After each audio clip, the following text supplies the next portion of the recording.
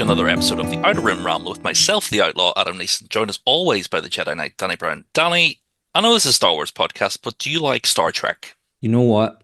When I was younger, I would have said no. I was very much a Star Wars kid, for Hmm. all about Star Wars. And then J.J. Abrams' Star Treks kind of broke me into Hmm. Trek. And then from there, I started to kind of dip my toe in and take in little bits and pieces of Trek. And I do mean to watch more. I really want to watch Next Generation. I've Hmm. never dipped my toe in there. I think I would enjoy it. I think it would be my cup of tea. What about you? Are you a Trekkie? Like yourself, delved into it. I always enjoyed how Riker stepped over a chair. I would sort of, I was like, oh, Mm. I could get into this, but maybe that's the Han Solo in me that I'm like, oh, this guy's got moves. But Danny, I'll bring it up because Mm. if there was ever a movie that put Star Wars and Star Trek Wars on the map, is the Mhm. movie Fanboys, a movie we both love and we grew up with, and it was one of those seminal comedies from the 2000s that we both share a love for, and is sort of like you would never get that sort of movie these days because it was sort of we weren't at that age at that time, but we understood the hype of the Phantom Menace. Mhm. And to tell that sort of story was really fun and a really great idea for a movie. So joining us today is, of course, the director of said movie, Kyle Newman. Kyle, how are you, sir? Hey guys, how are you? All good. Thank you very much for Good to joining see you us. Good, today. Thanks thank for you. having me on. Kyle, we'll jump straight into it. Obviously, you're a lover of Star Wars. You're a lover of Star Trek. Which wins? Which wins your heart over more? I have to be political here because I just completed a 2 volume History of Star Trek book series. So volume one comes out this fall, and volume two is next fall. I do love Star Trek, but when I was a kid, it was Star Wars. I fell in Mhm. love with Star Wars. I got a little bit into Star Trek when, it was the mid 80s and Star Wars was just kind of being mothballed. They were turning it almost was on the cusp of being a cult film. George wasn't touching it. And until those novels came out, like Heir to the Empire and things like that, the Dark Empire comic book, it was very fringe, and it was breaking my heart that there was no Star Wars. So I started watching some Star Trek. It was around the same time, Next Gen was coming out. If push came to shove, it's always Star Wars. But I do love Star Trek to the point where I just spent 4 years of my life writing the history of Star Trek for Paramount and Penguin. So I love it. I would say my favorite television show is The Next Gen, maybe of all time. Like I could literally have that playing in the background every minute of every day and never get sick of it. Mhm. It's comfort. There's nothing like it. And there's never been like I think a TV cast that has that kind of chemistry, camaraderie, it's cerebral. And that's one of the limitations I think on Star Trek is it's science and space and it's like a deep dive into the human condition as opposed to just pure adventure. So the entry point tends to be a little more mature. So you're not getting the 4-year-olds begging for Star Trek pajamas and toys, like that Star Wars has a solid grasp on that until recently, sadly. But there's enough room in my life for both. Although in Fanboys, we had permission from Viacom to make our Trekkies, in Star Trek outfits with Star Trek logos, and they pulled that about 9 days before production. So we had to make up fake logos and redress the costumes and do all that. That's why, like Seth Rogen's like the whores at Viacom, like we went hard on them because they kind of screwed us at the last minute. And I was kind of like, you know what, on a business level, like F Star Trek because they really screwed my production. But I never had malice towards Star Trek itself. I love Star Trek. Yeah, Yeah. I think it Yeah. was one of those. It's a franchise that is so iconic with its outfits. Even if you just put a guy in a red shirt, You get it. you get it. Yeah, Yeah, yeah, it's yeah. crazy.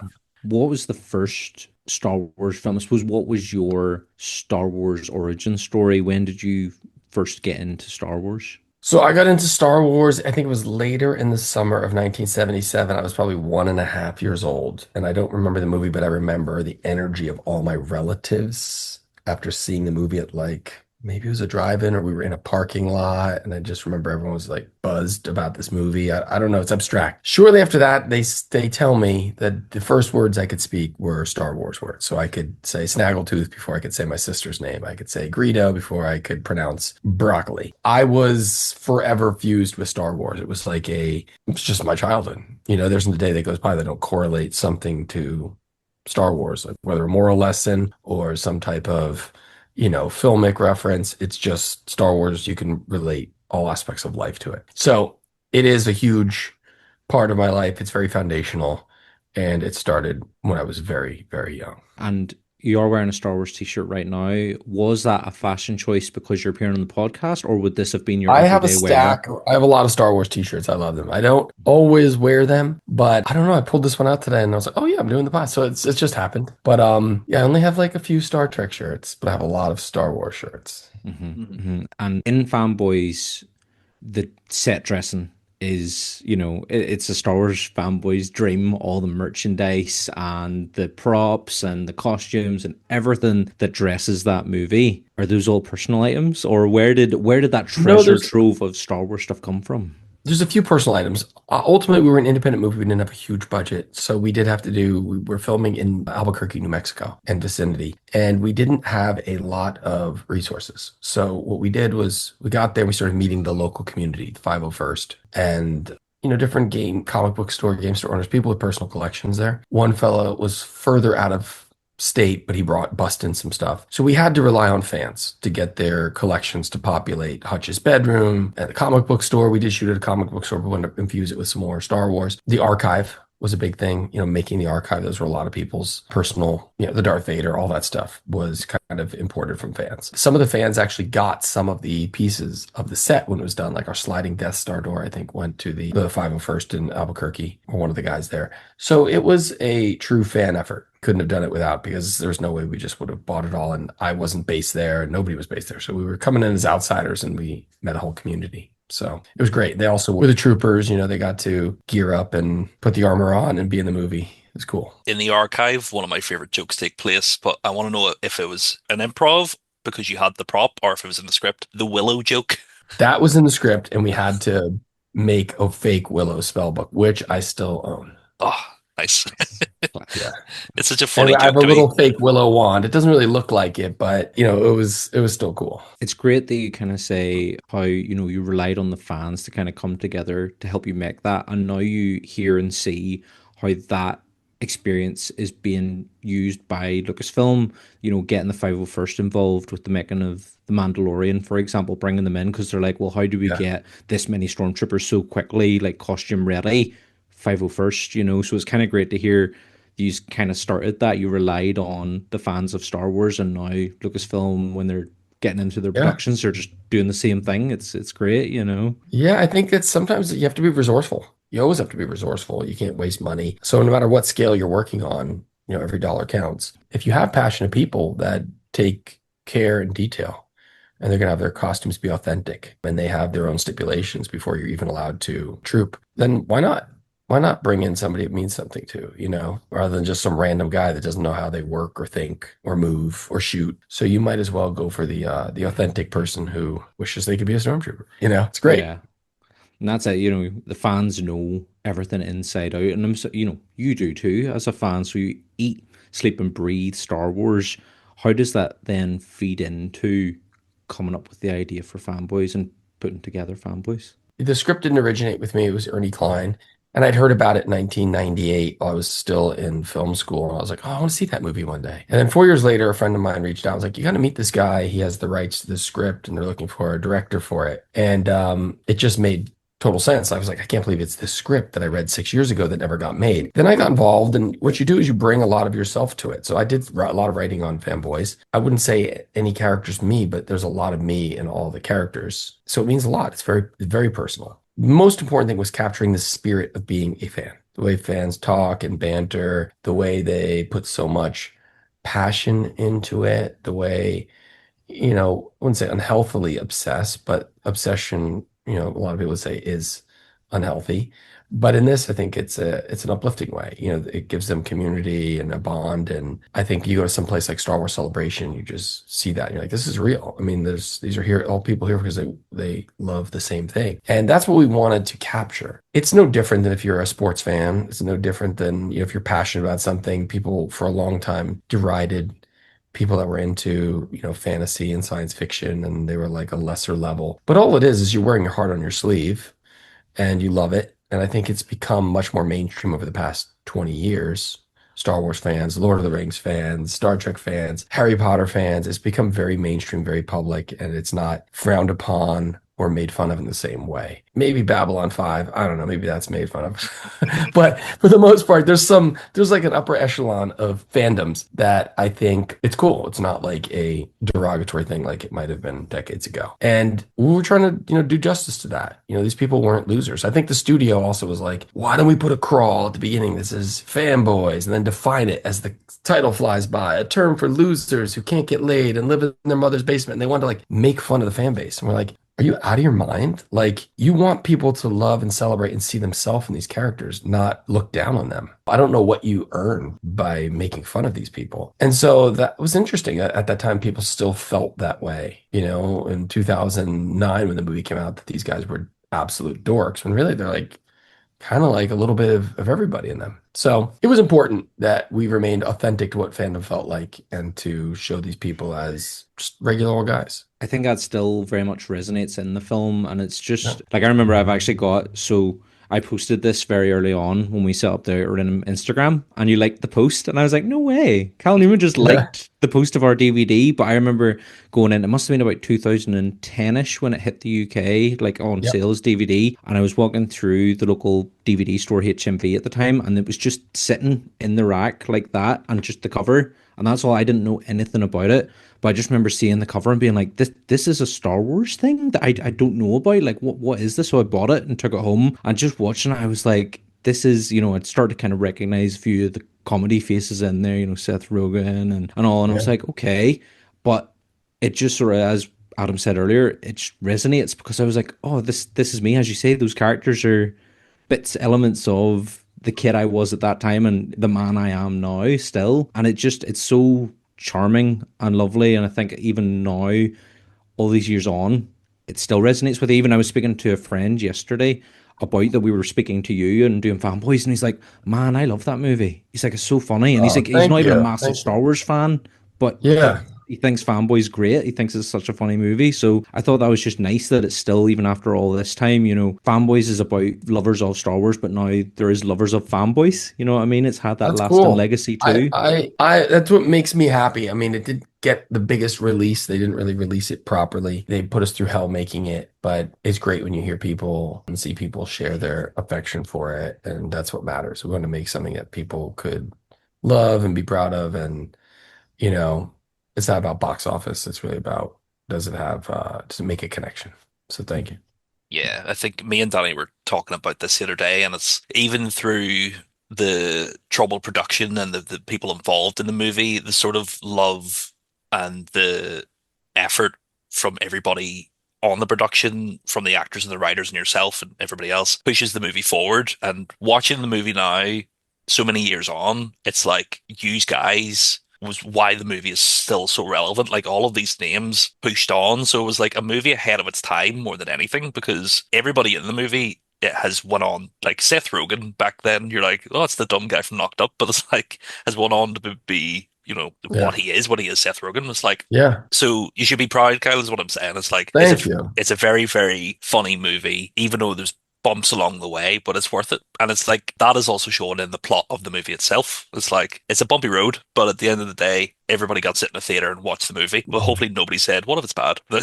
Yeah, you know what? We're doing a Fanboys reunion this summer in Texas at Rebel Scum Con, which Dan Fogler's been helping gather everybody. So it looks like myself, Dan Fogler, Chris Marquette, Sam Huntington, we're all going to be there. Maybe we'll convince Jay, who's up in Canada. But it's great that people still talk about it, and there's still interest in it. And it still has some resonance with fandom. I mean, fandom's evolved a bit, the landscape of it, but I still think at the core, the soul of it, still the same. Like celebrations have come and involved, and it's a different landscape than even the landscape that was portrayed in the movie, where it was really just Star Wars, Star Trek. Because in 1998, it was stratified like that. There was nothing else. You didn't have Harry Potter. Lord of the Rings hadn't made its mark when the movie's set. So we had to stay very true to that. It's a very simple landscape. Now you look at it and it's Marvel and DC. Everything's gotten turned into cinema and remakes of stuff have been made. It's like they've gone through evolutions and layers, and there's a lot more that you can invest your time in. But it was a very simpler time back then. And that's what we were trying to really represent. But still, Star Wars fans and the identity of what Star Wars fandom is, I think, has largely endured despite machinations to kind of turn it into something else. I think it's a pretty consistent thing, you know. We all kind of like the same feeling, the same spiritual feeling that it gives you, and it instantly conjures up a magical time. You know, when those movies first debuted and when you first connected with them, there's something like that unifies everybody. Which not all movies do that, you know. Star Wars has a power to change people. Like, I remember the day I saw it, I was here, you know. Not many people are saying that about the RoboCop reboot, you know. So it's like there's something about it. At Rebel Scum Con, can you here's a poster idea, which will get Yeah.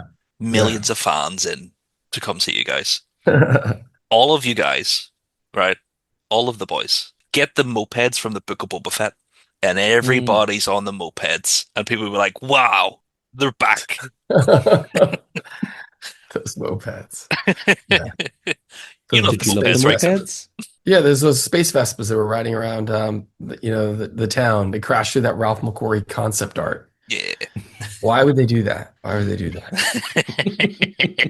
Mm. It's sort of a running joke on the podcast, kind of that every guest I ask about the mopeds from the Book of Boba Fett, 'cause I personally love them, but They're fun. I yeah, didn't hate them like some. I had other issues with that series. Like the man with no name and a few words has major speeches. Big problem. Also, I think it was the end of episode 3 or 4. Ming-Na Wen's character kicks her feet up on the desk and is basically telling the galaxy's #1 bounty hunter. She's like, you know, there's people you can hire to do stuff like this. You're like, uh, is a bounty hunter telling the most famous bounty hunter they can hire a bounty hunter? Who wrote this? It was like, it was absolutely bonkers insane. I was like, what? Did anyone do a second draft on this? It was unbelievable how bad that line was. And some of the stuff like that, I'm just like, I don't care about the scooters. I mean, the logic. Like, he lost his arm. What did he lose, right? And he's looking for his armor. Is that what he went back for? yeah. Did he remember that he punched through 10 million cubic tons of sand to get to the surface and he's wearing his armor? That's like driving your car back to the bar saying, did I leave my keys here when I was drunk? Like, you took your car back there. Like, what? It doesn't even make sense. It was a cool scene, but you know, if you stop and think about it, you're like, that is the dumbest thing I've ever heard in my life. So there's some major logic issues with that show. Mm. What about the rest of what's kind of come since even the original trilogy? Were you a prequels fan? Were you a sequels fan? All the TV stuff.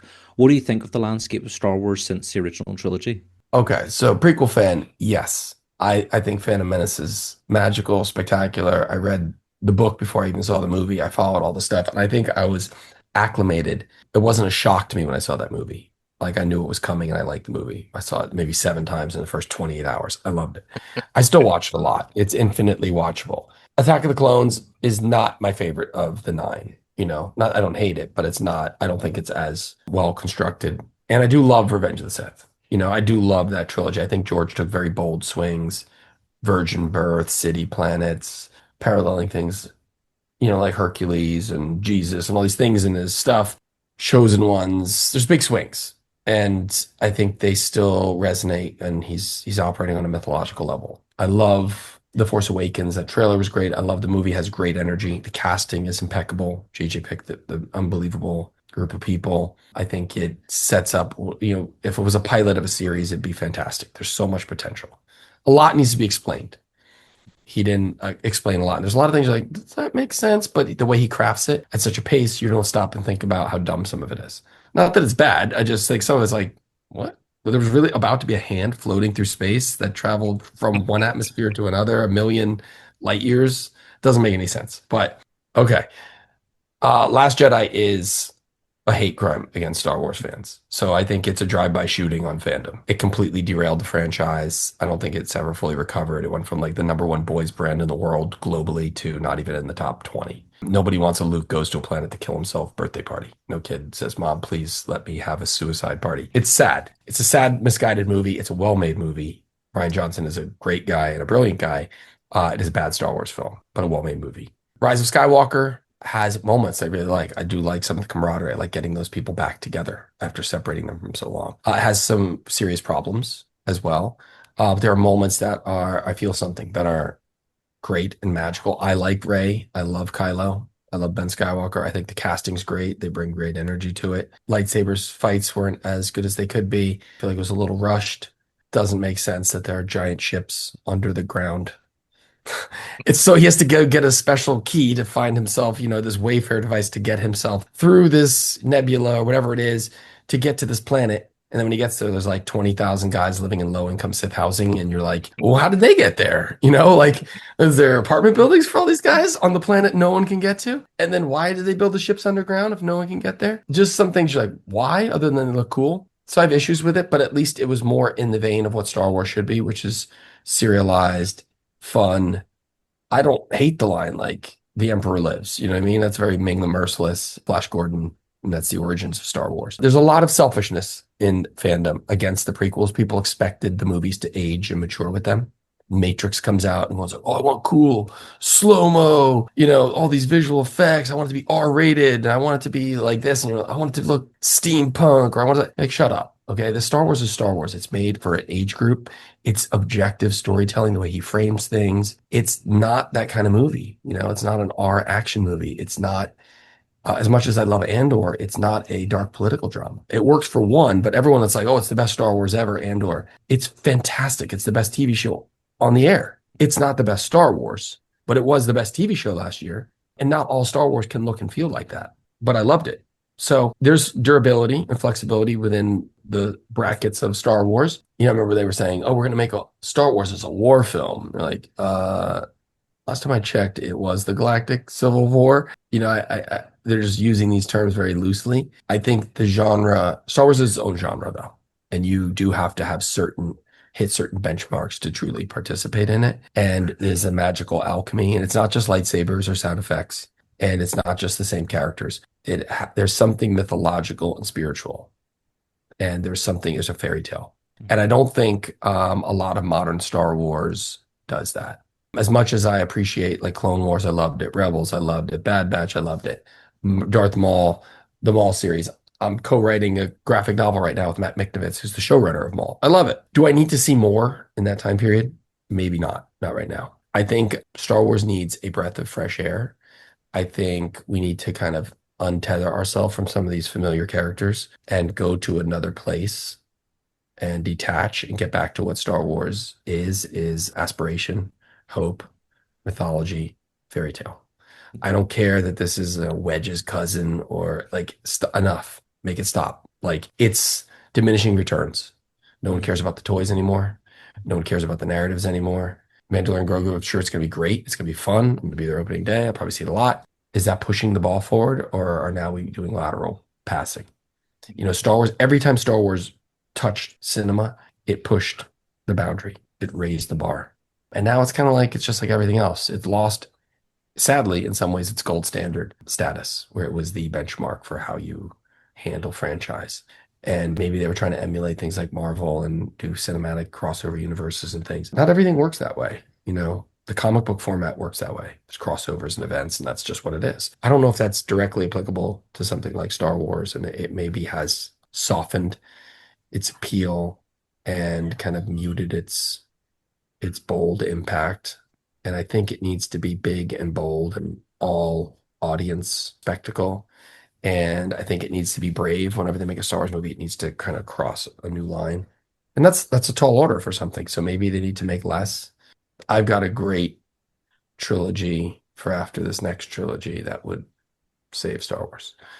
So if they ever want it, it's there. Literally 100%, no doubt, saves everything. And it's so basic. And it's literally like a direct response to like the original trilogy, how the Force would respond to where the galaxy's at. And really that's what a lot of it is. Like the prequels are the Force manifesting Anakin as a way to balance, and there's a twisted way in which he balances.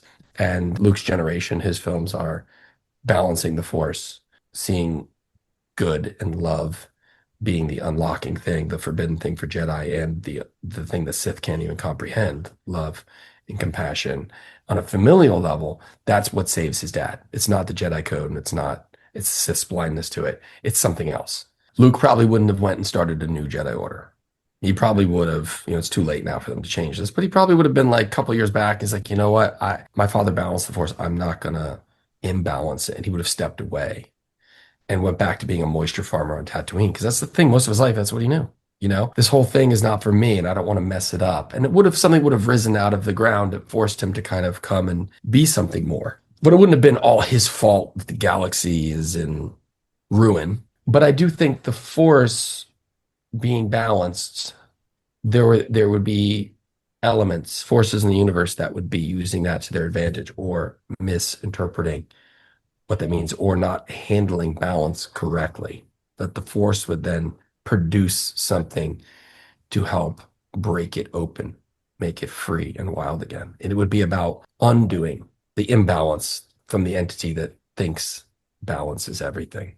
So it's an interesting counterpoint to Vader's sacrifice. But some of that, is undone in the sequel trilogy, with, he balanced and then he wasn't really balanced. And then, the Emperor's still there anyway. But there's more, and it has to be mythological. It just has to borrow from not just Star Wars. Right now, Star Wars just borrows from Star Wars. It's riffs on Star Wars. Everyone's doing a George Lucas mixtape. They're doing George Lucas karaoke. And that's not what George Lucas was doing. He was taking stuff from Lawrence of Arabia, Dune, Seven Samurai, Hidden Fortress, Flash Gordon, Westerns. Like he took everything from all over. And now we just take from previous seasons of Star Wars. So I do want to see something else happen. And I hope Filoni just, brings in some fresh air. I mean, you look at stuff like Galaxy's Edge, like, who made the decision to not play John Williams' music at Galaxy's Edge? Who made the decision to not allow employees to say, may the force be with you? You had to say, may the black spires favor you. Mm-hmm. Who made the decision? Could you imagine going to the Wizarding World of Harry Potter theme park and they don't play the Harry Potter theme and you don't get to go to Hogsmeade and you don't go to Hogwarts? That's what they did. They're like, in their extreme hubris, they said, we're better than that. Our new stuff's going to be better than anything George Lucas created. You're not going to go to the cantina. I've been on the ride, and I love the ride, the Millennium Falcon ride, and there's families, and you see them, and I always watch, and I'm like, to get into that room, the ante room, and then like Hondo and Aka's like, welcome, I run the Millennium Falcon, and all these people are like, who the fuck is that? They spent thousands of dollars to bring their family to Star Wars land, and they're like, who is this Weequay dude? Like, what is happening? No one cares. Like, these are diabolical decisions that they think are great, that are actually just no-brainers. They got to get out of their own way and keep it simple. And that is why we're in a position where Star Wars has just turned into something that's just like, it's in the races with everything else. So it's lost some of its luster. Doesn't mean I like it less. Mm-hmm. I believe in Star Wars, and I know there's the potential for it to be like rise like a phoenix and be the top again. But unfortunately, it is currently not the pinnacle, Were you happy to spend over $1,000 to go see Hondo and Aka? No, but when family flies in and you got to get the hotels, you got to buy your passes. And I couldn't imagine traveling there for the first time. All you want to do is you just want to go ride the Millennium Falcon ride. And there's some random dude that owns Unless you're a fan. Like, I'm excited. I'm going for my honeymoon. We're going to go to Disney Florida, and I'm so excited to go to that too. And I know, being a fan, when I see Hondo, I'm going to lose my mind. But that's because I've watched the Clone Wars, I've watched Rebels. But the average person. But the average, yes, exactly. Think about that. Or a little kid, that maybe is just got exposed to it. There's a different level in canon between, and I love Hondo. I think it's a great performance, but there's a different canon level. Yeah. And a different level of fan you're then attracting. It's diminishing returns if we just keep doing a spin-off of a spin-off of Clone Wars, They have to kind of extend beyond that reach if they're going to reclaim. It's a hard time for all these, IPs to get a foothold, cut through the noise. Kids are all into video games, anime. That's their Star Wars now. They don't like it the same. You go into Target and there's just, two tiny shelves of Star Wars toys, and then there's thousands of Ninja Turtles, and you're just like, what happened? Of course. You mentioned, so you love Phantom Menace. One of the jokes in Fanboys is Seth Rogen's pimp character has a Jar Jar Binks tattoo, big back piece Jar Jar Binks tattoo, and it's a bit of a tongue-in-cheek, like, oh, he's going to be great, because that's not the case when the film came out. But we've seen a bit of a resurgence and a bit of love. I mean, I've got the big Jar Jar head here behind me. Like, I love him. I was a kid at the time Phantom Menace came out. Jar Jar appealed to me. And when I was a teenager, obviously had that one where it was like, oh, Jar Jar's for kids and it's not cool. Whereas now I'm kind of going back to loving him again because he was part of my childhood. And I think we're Yeah. seeing love for, and especially love for Ahmed, who got to return in Yeah. Mandalorian as Killer and Beck. How do you feel about Jar Jar? How do you feel about it? Because obviously your film kind of makes fun of that character with the tongue-in-cheek No, moment, but I there's love the Jar love there Jar. too. I love Ahmed Best. Hung out with him many times. He's a great dude. I'm glad he's kind of getting some of the accolades and the affection from fans. Same thing with Hayden. Great dude, and fans kind of shower him with some love. I think he's personally a fan. Ahmed's a fan. They love. They're proud. So it's great that they can come back and play. I think it's an interesting character, Jar Jar. I understand what George was trying to do with him. If I was cutting the movies, probably like a minute or two, you could cut out Phantom Menace to make that movie a little bit more palatable to everyone. Just a couple of cringy moments. You just take them out and the movie, works in a different way. I think George realized, maybe it was too much in the first film, so he pulled him back a little bit and maybe pulled him back too far in the third movie. On a character level, on a visual VFX level, he's an important character in movie history. How much progress they made on that level. I think he's unfortunately became the brunt of a lot of people's frustration. They're like, this movie didn't age with me, and I want my mature Star Wars. Now I'm 20 years old, and this movie's for 4-year-olds. Hey, why did the movie I fell in love with when I was 4-year-old not speak to me when I'm 20? Why isn't there a cynical Han Solo character? Well, the galaxy hadn't had the wool pulled over its eyes yet. Han Solo didn't need to exist. He wasn't a cynic. He wasn't needing to smuggle and jury rig ships and all this stuff. People hadn't had their hearts broken yet. There wasn't a cynicism to invade the universe. Why were the ships on Naboo so sleek and yellow?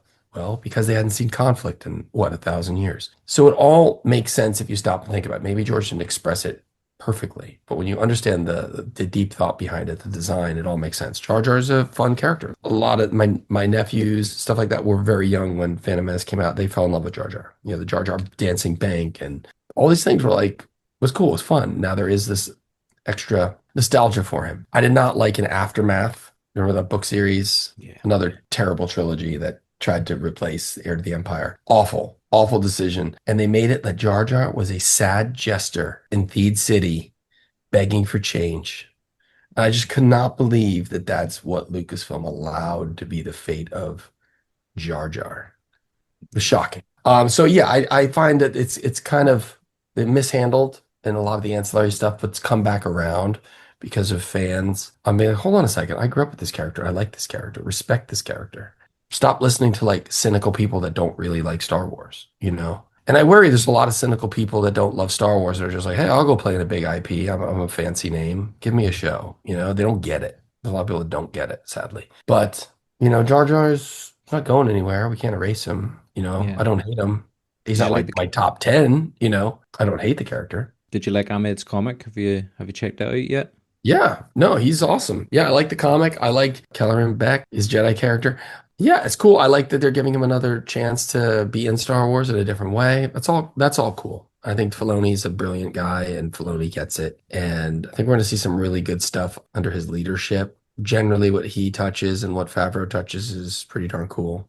And I'm excited, for what Dave's up to and what he's going to bring. And I think this will be a nice breath of fresh air up at Lucasfilm. I mean, Kathleen Kennedy's a brilliant producer, maybe not the best fit as a storyteller studio head for Star Wars, but still, look, it's still cooking, and we got lots of shows. We got more content than we could have dreamed of when we were younger. It's just maybe it was too much too quickly. Have you ever had a word in Dave's ear or Matt's ear since you're writing with them about getting involved in Star Wars yourself?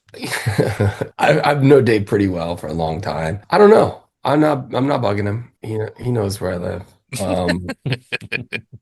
We'll see. For a while, people were like, Kyle, why aren't you doing stuff? And I know they like different people doing, big projects up there with them. We're like, why isn't Kyle involved up here? And, I never got like, the best answer. I don't know. Maybe I'm too opinionated. I think they're afraid of me. That's what it is. Did you make fun of Plo Koon in front of Dave and he got I upset? love Plo. No, and I know Dave loves AT drivers, and we're seeing ATs in the Mando and Grogu. and mini rigs and all this stuff. So he's getting to play. He's having a blast. It's a lot when you're up there. You have a lot of responsibilities. You have a lot of expectation. And now he's a studio head and he's got to really focus on some very serious big things. There's a lot of money at play and it's a new position for him. So obviously I wish him the best. He's the right person for the job. I mean, this is like a culmination of a lot of hard work, being in a special position, being in the right place at the right time, being an acolyte of George Lucas, rare, special.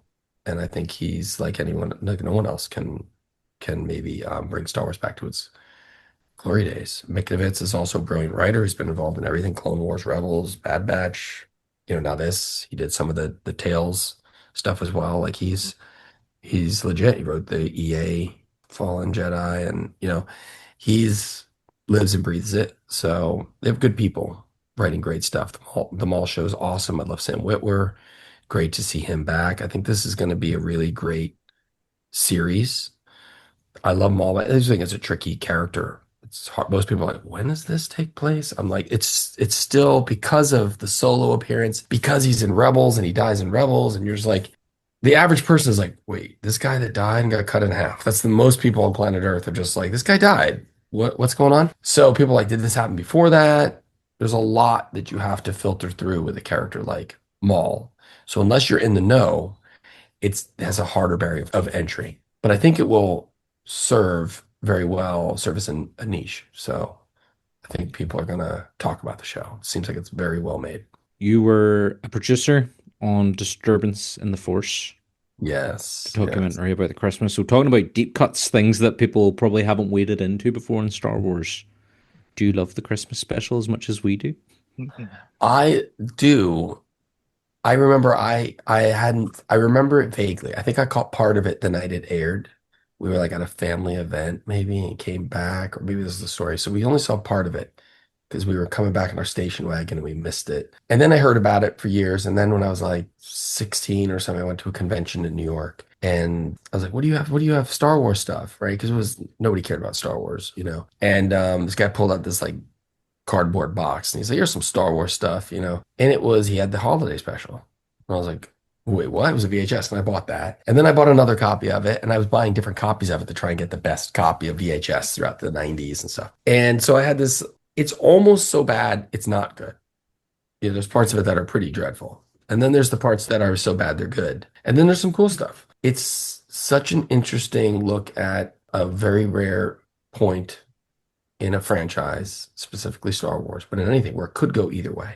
What's the sequel going to be? You've got tremendous success, mind-blowing success, but what is the next film going to be? And the next thing that comes out is this crazy holiday special, and George has to suffocate it out of existence. And Star Wars wasn't as quantified as we think it was. Like it could have went in a lot of different directions, and that was one direction we were glad it didn't, fully go. But it's not that Star Wars holiday special was so bad. It's that the format of vaudeville, variety, comedy, television, this idea that you try to put something in for everyone and let everyone down. That's what variety television was. You had limited choices. So it's not like you could flip through the channels or go to YouTube and scroll through stuff. They just put a lot of slop together and bloated it to try and make more commercial money.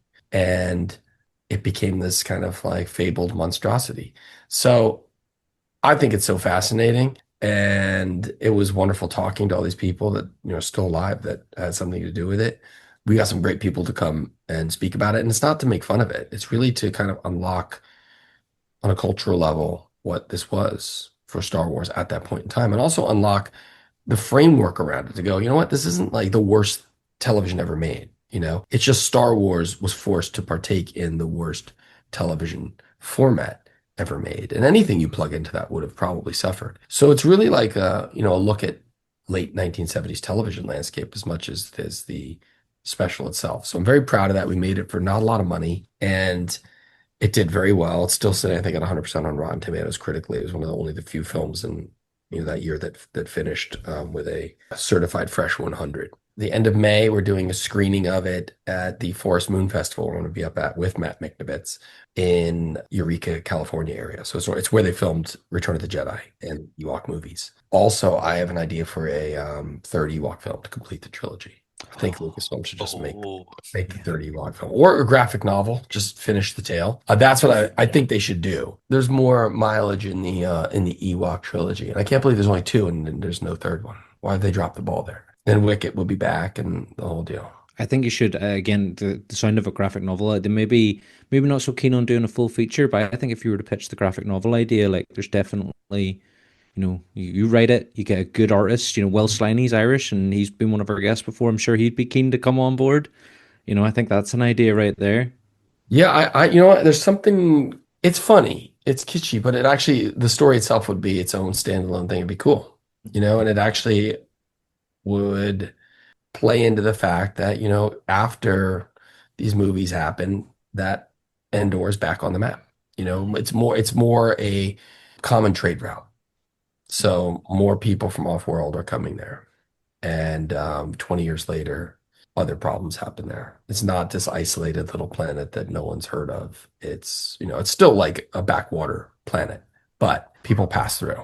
And Wicket is in charge of the Ewoks, and there's a lot of off-worlders that they have to kind of coexist with, and then something happens. So it'd be cool. There's if you're gonna do little slices of Star Wars, there's fun ways to do it that don't have to be like the big event. Maybe that's the best way to do some of these things that kind of tie into small characters and stories, not really giving them their own $300 million show. Kyle, we'll wrap up there. Would love to talk to you more. It's such an interesting chat, but we don't want your wife to come hunt us down. But you say you've Star Trek, the original Voyages coming out this fall, but you also have Heroes Feast Legend of the Table, the official D&D cookbook. How did that come about? Are you a big food fan, big D&D fan? I am. Years ago, I was at like a Barnes and Noble and there was like a World of Warcraft cookbook. And I was like, what the hell is this? What is this? Like, it's like, wow, they're really slicing this stuff thin. And then, I'd done the history of Dungeons and Dragons for Penguin and Wizards of the Coast. I'm a big Dungeons and Dragons fan, and we wrote this book, and we got nominated for a Hugo and a Locus Award, and it was a great bestseller. And our publisher was like, hey guys, what about a cookbook? And we're like, I don't know, maybe actually, because D&D, so much of Dungeons and Dragons is you're at a table, you're with your friends, you're normally playing at like a dinner table, food's involved, and a lot of bad food. It's like Doritos and Sprite, and people are eating crap. And it's like, why not have good food that is themed towards your story? What do elves eat? What would a dwarf eat? What makes it unique? Dwarves live underground. They don't have access to livestock the same way. They would have a different type of food in their larder. Elves would be more resourceful, and they live in the woods, and they'd probably use every part of an animal, and maybe they'd be eating gamier food. And elves live longer, so maybe they take more time to cook. And there's a different art to the way they cook versus humans who live fast and they die quick comparatively. They live 900 years less, so they are more smash and grab, and they live in different places. So we kind of gamed it out through all these different cultures and different planets of D&D, and figured, this is actually a very good subject. And Ed Greenwood had put stuff in some of his different books about D&D. It's the culture. That's why you want the three-dimensional immersion into these worlds, and these characters. That's why people play role-playing games. So it added this really organic dimension, and it made sense. And then it became a New York Times bestseller. And then we did a second book, and at the same time we're doing the second book, they made a Heroes Feast TV show. So I got to be on the TV show and consult on that. It was in all 20 episodes. And then we got the ability to go do a third one. And this one's broken down by playable classes. So it's like wizards, are all about concoctions and alchemy, and they take more time. Barbarians' food's very different, or, there's a communal quality to it. Druids have a different relationship with the land. Rangers than, say, a fighter or a paladin, and you're looking for spirituality and the rituals and food. So we've deep research, but in universe. So we're reading every book, game, module, everything that was ever written to find out when somebody mentions something. So we know, okay, trout exists in this world, but pineapple doesn't, and really figuring out the parameters of what food could be like in fictional places. So it's deep research, but it's in universe. It's very authentic, and the production quality on the books is unbelievable, the photography and the art we get. And so we want them to feel like source books. You read this and you're going to learn a lot more about a druid or a warlock, from a different way than the player's handbook might tell you. And then you're going to activate it with food potentially at your table. The second book was about locations. We jumped around all the different planets of the world, even Spelljammer and, Realm Space and all that, and Wild Space. And we kind of look at food differently, but regionally. If you're in Barovia and it's like, where Strahd, like a Dracula parallel is, and like monsters and unholy things, what is that like versus, you're on, basically a tall mast ship flying through space. It's a totally different type of like pirate feel. So it's a very it's crazy that this took off in such a way. But the third book comes out in September, and really excited. That's Heroes Feast, Legends of the Table, and then the Star Trek book, like you said, the original Voyages is November, and then next year we'll have Star Trek tentatively titled The Next Generation. So that's everything from the next gen in 1987 up through 2027, looking at that 40 years of Star Trek history. That's fantastic. Nice. And Very cool. people can find links to pre-order those books in the description below in the podcast, so they can pick up those books. Awesome. Thank you. But thank you very much, Kyle. Thank you so much for your time today. It's been an incredible chat. So much fun. Thank you. Come over to Ireland. 'Cause we'll take you to I an would Arsenal love match. to. I'm part Irish. I got to get over there. I've never been, so I got to get over there. We have a pint of Guinness ready for you, sir. Oh, Thank you, guys. But thank you very much, Kyle. Thank you very much, Thanks Danny, for as the chat. always, for being my delightful co-host. thanks, Um, Adam. and thank you, everybody, for listening. Find us on the socials, your Facebooks, Twitters, Instagrams, whatever. And join us next week for more fun and shenanigans in the stars. But as always, we have friends everywhere. Goodbye, everybody. Bye.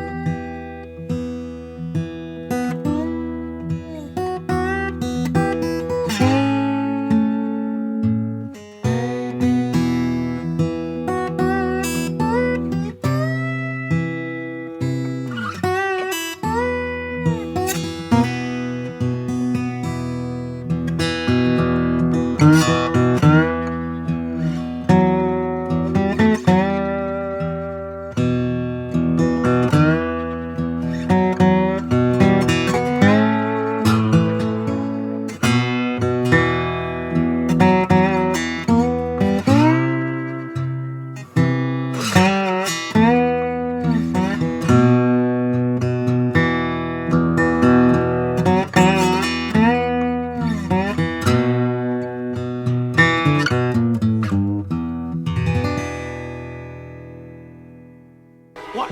Rebel Alliance did what? Enunciate! Rebel Alliance! Rebel Alliance. We recognize the tat. We're Star Wars fans. You're Star Wars fans? Yeah. Shit, why didn't you say so, man? God, you think that's cool? Check this shit out, man. Look, tire right side, Rebel Alliance. Do or do not. That's funny. And this arm is the dark side. Don't join the dark side of the Force, Paul. Check this out. Episode 1. Boo Schnickens, Jar Jar Binks. That guy's gonna be the shit. I tell you.